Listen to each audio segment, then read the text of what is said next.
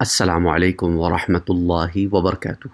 جنت کا ایک درخت ہے جو اتنا بڑا ہے کہ اس کے سائے میں اگر ایک سوار پیدل بھی نہیں، سوار اگر 100 سال تک بھی جائے تو اس کا سایہ ختم نہ ہو، وہ درخت ختم نہ ہو، اتنا بڑا درخت ہے۔ اب جانتے ہیں اس درخت کا نام کیا ہے اور اس درخت کی جڑیں کہاں ہیں اور یہ درخت کہاں کہاں تک پھیلا ہوا ہے؟ آئیے آپ سے حضور صلی اللہ علیہ وآلہ وسلم کی حدیث مبارکہ میں جو اس کی تفصیلات آتی ہیں وہ ذکر کرتے ہیں۔ حضور اکرم صلی اللہ علیہ وآلہ وسلم نے ارشاد فرمایا کہ اس درخت کا نام طوبیٰ ہے۔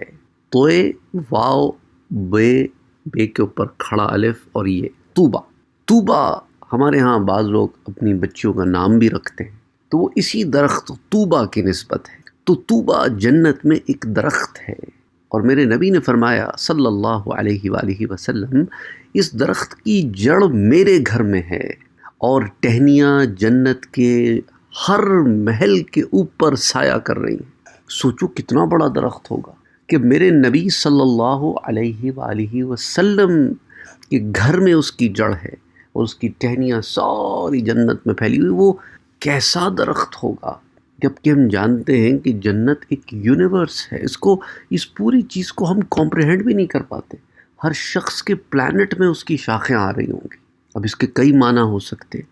ایک معنی اس کا یہ بھی ہو سکتا ہے کہ اس درخت کی اصل میرے نبی کے گھر میں ہے صلی اللہ علیہ وآلہ وسلم، اور اس درخت کی باقی اجزاء پوری جگہ پھیلے ہوئے ہیں، اور اس درخت سے نکلنے والے درخت ہر جگہ ہیں، اور وہ سب آپس میں جڑے ہوئے ہیں۔ کیسے جڑے ہوئے ہیں، کیا ہے، اللہ بہتر جانتا ہے۔ اس کی کیفیت کو ہم انڈرسٹینڈ نہیں کر سکتے، اتنا بڑا ایک درخت ہے۔ تو میرے نبی نے فرمایا کہ جنت میں کوئی گھر ایسا نہیں ہے اور کوئی محل ایسا نہیں ہے جس پر اس کی ایک ٹہنی نہ ہو۔ یعنی گھر، جنت میں گھر بھی ہیں، جنت میں خیمے بھی ہیں، جن پر ہم بات کر چکے کہ وہ خیمے اتنے بڑے ہیں کہ 60 میل تک خیمہ چل رہا ہے۔ 60 میل سمجھتے ہیں، 100 کلومیٹر تک ایک خیمہ چل رہا ہے، اتنا بڑا ہے۔ اور یہ اس کی صرف ایک ڈائریکشن ہے، اس کا طول، اس کی جو عرض ہے نا، ایک سائڈ کی وڈتھ ہے۔ تو اب آپ اس سے اندازہ کریں کہ گھر کتنے بڑے ہوں گے، محل کتنے بڑے ہوں گے، اور ہر جگہ اس کی ٹہنی آ رہی ہے۔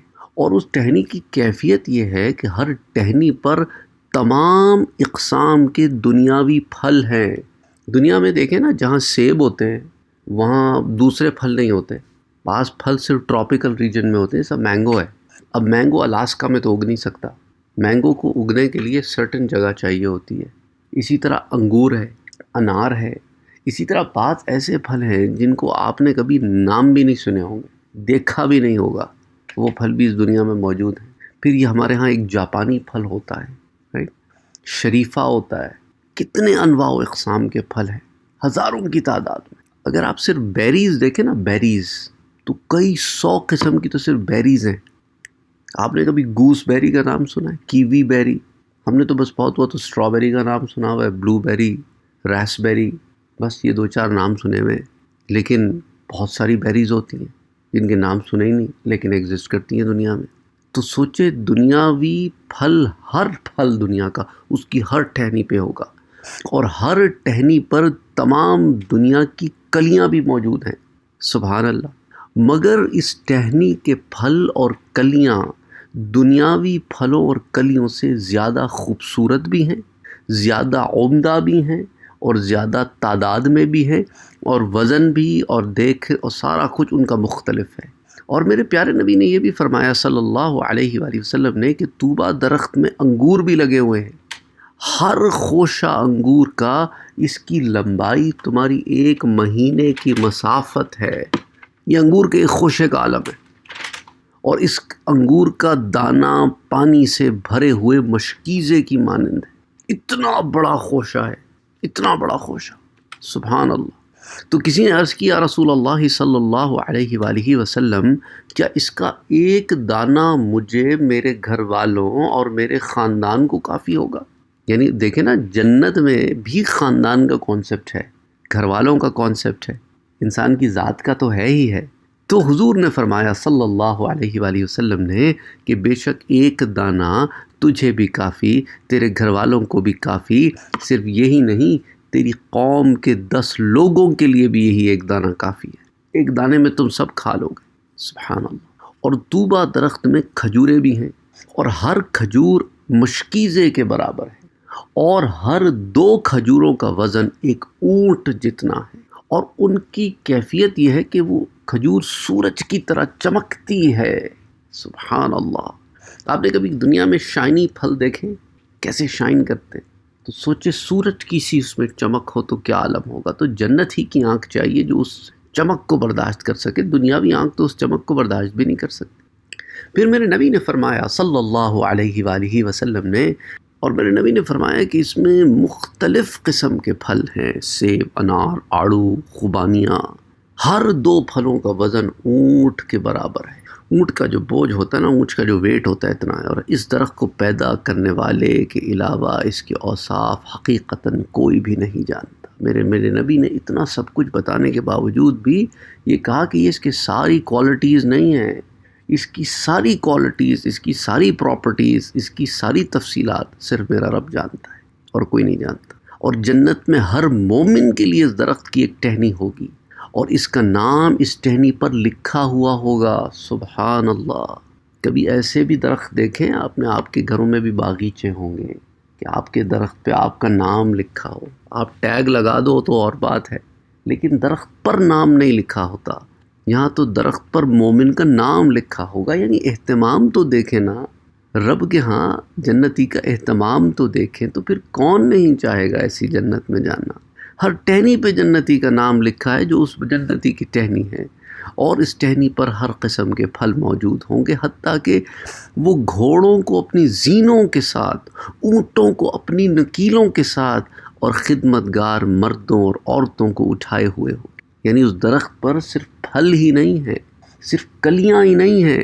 کسی نے کہا مجھے موتیا بڑا پسند ہے، وہ مل جائے گا اس درخت۔ کسی نے کہا مجھے گلاب بڑا پسند ہے، مل جائے گا۔ چمیلی بڑی مل جائے گا، موگرا پسند ہے، مل جائے گا۔ سارا کچھ ملے گا اس درخت پہ۔ صرف یہی نہیں، گھوڑے بھی ہوں گے، گھوڑے بھی توڑ لو گے جیسے پھل توڑتے ہو نا اور گھوڑے بھی صرف گھوڑے ایسے نہیں، زینوں کے ساتھ، پورے سیڈلز کے ساتھ کہ بس اترا اور سواری کی اور نکل گئے۔ تو اونٹ بھی لگے ہوں گے، چاہو تو اونٹ بھی اپنی نکیلوں کے ساتھ اتار لو۔ اور یہی نہیں، اس پہ خدمتگار بھی ہوں گے، اگر چاہو تو بھئی یہ خدمتگار مجھے اچھا لگے۔ سبحان اللہ، سبحان اللہ۔ اچھا، مردوں کے لیے خدمتگار مرد ہیں اور عورتوں کے لیے خدمتگار عورتیں ہیں، تو جنتی عورتیں اس میں سے اپنے لیے خدمتگار عورتیں لے لیں، اور جنتی مرد لے لیں۔ سبحان اللہ، سبحان اللہ، سبحان اللہ ہے۔